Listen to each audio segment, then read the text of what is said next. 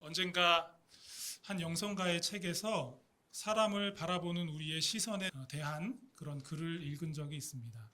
우리는 대부분 사람을 있는 그대로 본다고 생각하지만 그렇지 않습니다. 내가 두려워하는 대로, 내가 기대하는 대로, 내가 판단하는 대로 사람을 봅니다. 여러분, 정말 맞는 말 같지 않습니까? 같은 사람을 만나도 어떤 사람은 그 단점만 보고 기억하는 사람들이 있어요. 실수했던 모습만 기억하고 그 사람이 그렇게 했었잖아 라는 얘기하는 거죠. 반면 어떤 사람은 그 사람의 아픔을 봅니다. 그가 회복되기를 바라는 마음으로 그를 바라보는 사람들도 있죠. 결국 사람을 바라보는 우리의 시선은 상대를 비추는 창인 것 같지만 사실은 그 시선이 내 마음을 비춰주는 거울이 되고 있음을 우리가 깨닫게 되는 거죠. 오늘 본문에는 같은 예수님 앞에서 전혀 다른 반응을 보이는 두 사람이 등장하고 있습니다. 그들이 도대체 예수님에게서 무엇을 보았기에, 무엇을 경험했기에 그렇게 다른 반응을 하게 되었을까? 한 바리새인이 예수님을 식사 자리에 초대했죠. 우리에게도 누군가를 초대해서 함께 식사한다는 것은 단순히 밥을 먹는 행위 이상의 의미를 가지게 됩니다. 정성스럽게 준비한 만찬의 자리에 누군가를 초대한다는 것은 그 대상을 나와 깊은 교제를 나눌 만한 소중한 사람으로 여기고 그렇게 받아들인다라는 의미를 가지고 있기 때문입니다. 당시 유대 사회에서는 우리가 가지는 그런 식탁의 자리를 그렇게 생각하는 것보다 훨씬 더 무겁고 엄격한 의미를 그 식탁의 자리에, 만찬의 자리에 부여하고 있었습니다. 그리고 심지어 중요한 신학적 의미가 그 안에 담겨 있었습니다. 2세기 최고의 신약학자인 요아킴 예레미야스라는 사람이 있는데요. 그의 책 신약 신학에 보면 이런 글이 있어요. 당대 유대인들에게 식사 자리는 단순한 사교의 장이 아니라 하나님 앞에서 나누는 신성한 교제이자 장차 임할 영원한 하나님 나라를 이 땅에서 미리 맛보고 가시적으로 보여주는 거룩한 사건이었다. 어떻게 들으면 좀 어려운 말처럼 느껴질 수 있지만 한마디로 무슨 얘기입니까? 유대인들의 그 식탁의 자리는 단순한 식사가 아니라 하나님 나라를 보여주는 그런 자리가 된다라는 거죠. 실제로 유대인들은 식탁을 대할 때마다 율법의 규정을 엄격하게 적용했습니다.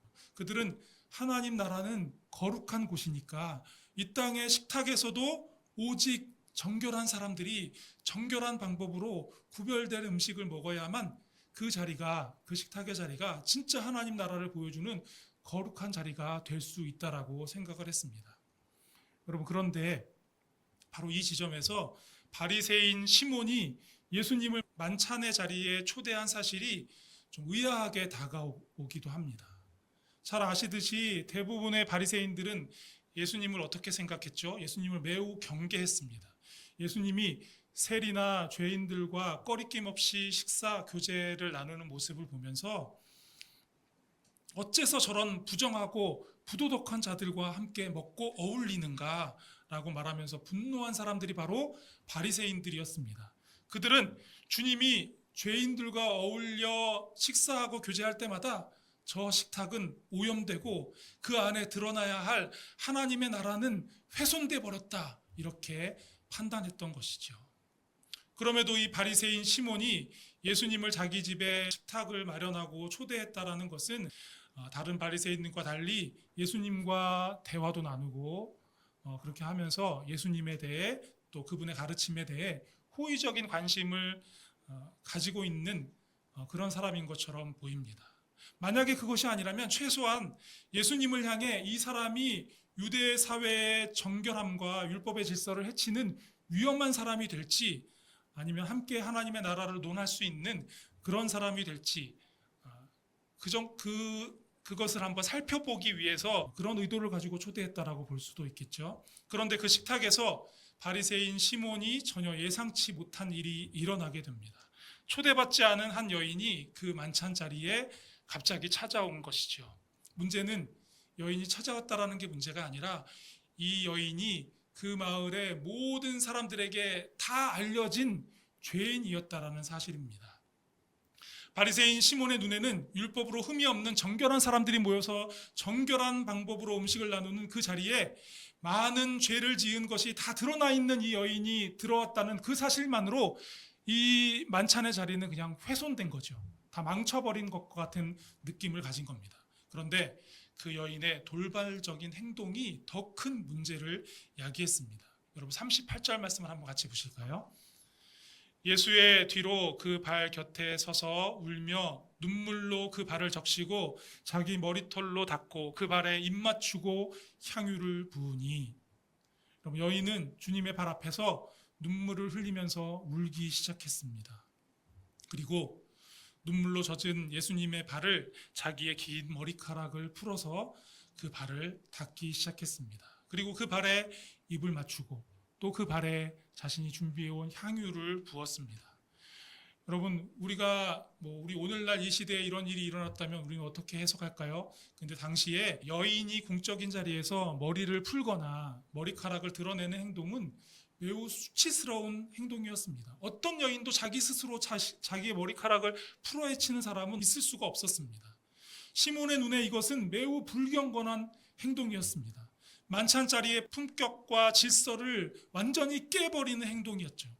또한 당시의 정결관념에 따르면 죄인으로 알려진 사람과의 접촉은 종교적으로 접촉한 그 사람까지 부정하게 만드는 문제를 일으킬 수 있었습니다. 특히나 여인이 남성 랍비나 선지자로 여겨지는 인물의 발을 만지고 그 발에 입을 맞추는 행동은 시몬이 보기에 아무리 이유가 있겠지, 그럴 만한 이유가 있겠지 이해하려고 해도 도저히 이해할 수 없는 매우 부적절한 행동이었던 겁니다. 여러분 39절 말씀을 한번 보시죠.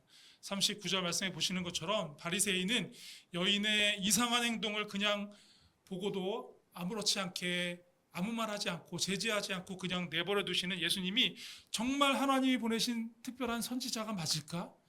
하나님이 보내신 선지자라면, 하나님의 말씀을 알고 있는 분이라면 저렇게 반응할 수 없을 텐데 이렇게 의문을 가졌습니다. 그렇게 그의 마음에 예수님에 대한 부정적 생각이 일어나고 있을 때, 그때 마치 그의 생각을 다 알고 계신 것처럼 예수님께서 말씀을 하시죠. 예수님의 말씀은 이거였습니다. 시몬아, 내가 너에게 할 말이 있다. 어떤 채권자에게 빚을 진 두 사람이 있었다. 한 사람은 500데나리온을, 또 한 사람은 50데나리온을 빚졌다. 두 사람 다 빚을 갚을 돈이 없어서 채권자가 두 사람의 빚을 모두 다 탕감해 주었다. 다 없애 주었다. 그러면 이 두 사람 중에 누가 그 채권자를 더 사랑하는 마음을 갖겠느냐? 이렇게 예수님께서 질문하신 겁니다. 여러분, 한 데나리온은 당시의 유대 땅에서 노동자의 하루 품삯이었습니다. 그러니까 정확하게 볼 수는 없겠지만 대략 환산하자면 50데나리온은 한 400여만 원 정도 된다라고 볼 수 있고요. 500데나리온은 한 4천만 원 정도가 된다라고 볼 수 있을 겁니다. 두 사람이 빚진 금액의 차이는 사실 꽤 크죠. 그러나 하루 벌어 하루 살기도 힘든 당시 유대 땅의 노동자들의 삶에서 보면 400만 원을 못 갚고 있는 거나 4천만 원을 못 갚고 있는 거나 이거는 사실 크게 다르지 않은 겁니다. 갚을 수 없는 빚을 지고 있는 겁니다. 이것을 알고 불쌍히 여긴 채권자는 그 빚을 다 삭제해 준 거죠. 들려주신 이야기 끝에 예수님께서 바리새인에게 빚을 탕감받은 두 사람 중에 누가 더 그 사람을 사랑하겠느냐라고 물으셨습니다. 그럼 바리새인은 이렇게 대답합니다. 제 생각에는 더 많은 빚을 탕감받은 사람입니다. 사실 그게 어려운 문제, 어려운 질문도 아닌데 그는 아주 심각하게 대답했을 거예요. 그는 예수님의 이야기가 그 여인과 자기에게 관련된 이야기라고 생각하지 않았던 것처럼 보입니다.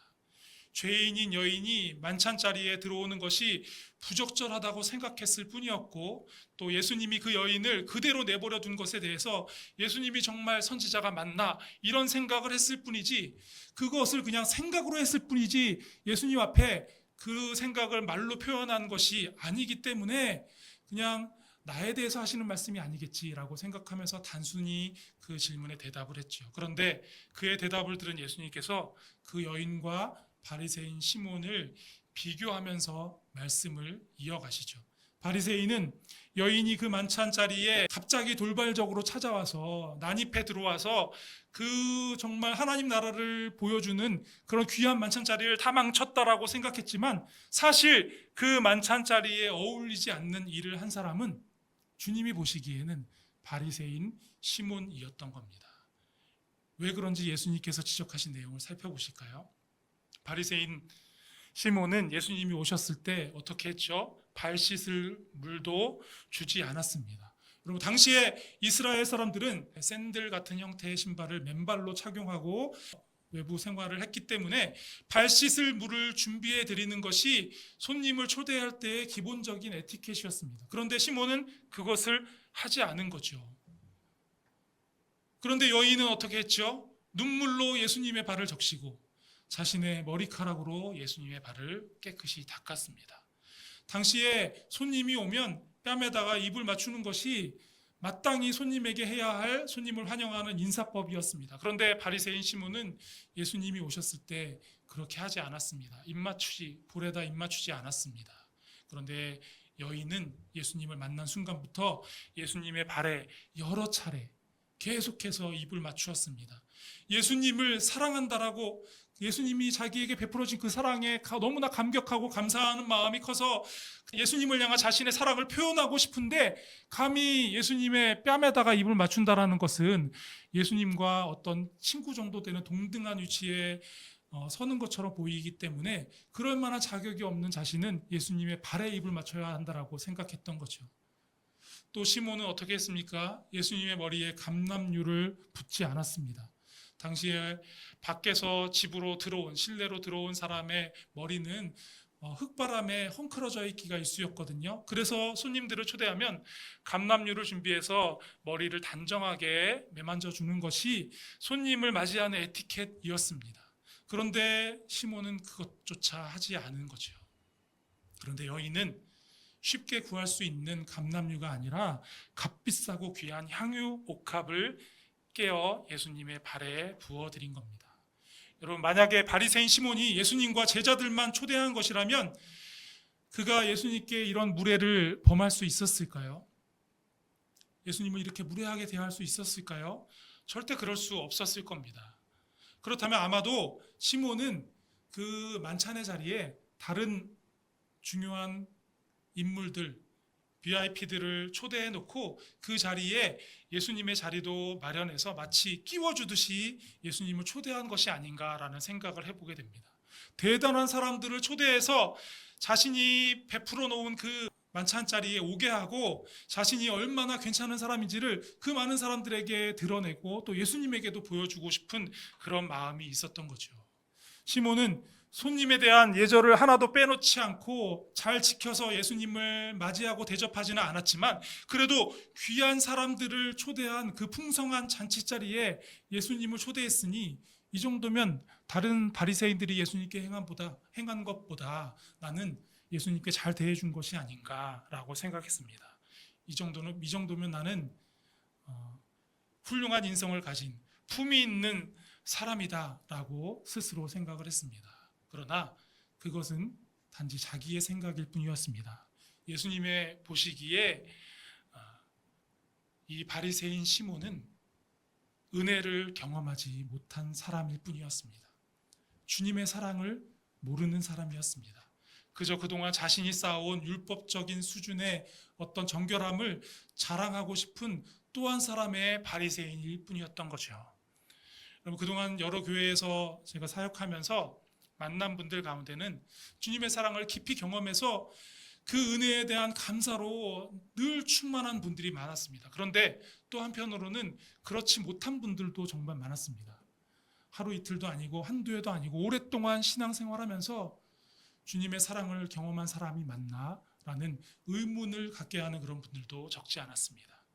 제가 주님 앞에 특별한 헌신을 드리고 있는 것은 아니지만 그래도 이렇게 예배에 참석하는데 이 정도면 괜찮은 거 아닐까요? 제가 성경을 더 배우고 더 헌신된 제자로 훈련받고 있지는 않지만 그래도 교회 활동에 어느 정도 참여하고 여러 성도님들과 교제하고 있으니 이 정도면 훌륭한 거 아닙니까? 그렇게 말하는 분들이 적지 않았습니다. 여러분 이제 막 신앙생활을 시작한 거라면, 아직 주님의 사랑의 어떠함을 잘 모르는 상태라면 그런 말이 어느 정도 수긍이 될지 모르겠어요. 그러나 자신의 모든 것을 내어주시고 십자가에 달려 죽으심으로 죄인인 우리를 구원해내신, 죄인인 나를 건져내신 예수님의 사랑, 그 사랑이 얼마나 크고 귀한지를 경험하고 충분히 아는 사람이라면 그렇게 말할 수 있겠습니까? 여러분 어떻게 생각하세요? 바리새인 시몬은 자기도 다른 이들처럼 때마다 만찬을 열고 많은 사람들을 초대해서 기쁨을 나누고 있으니 이스라엘을 하나님의 백성으로 삼으신 그분, 그 하나님 앞에서 하나님 나라를 이루며 나는 꽤 훌륭히 잘 살아가고 있다라고 생각했을 겁니다. 그러나 주님이 보시기에 그렇지 못했습니다. 바리새인 시몬은 죄인인 자신을 은혜로 하나님의 백성 삼아주신 하나님의 사랑에 대한 감격이, 그것을 모르는 것은 아니었지만 그리 크지 않았습니다. 그 감격이 그리 크지 않았어요. 그 놀라운 사랑, 그 놀라운 은혜에 대한 감격보다 어려서부터 하나님의 율법을 열심히 배워서 이제까지 그 율법을 잘 지키고 살아온 스스로의 마음에 가득한 자부심이 더 컸던 겁니다.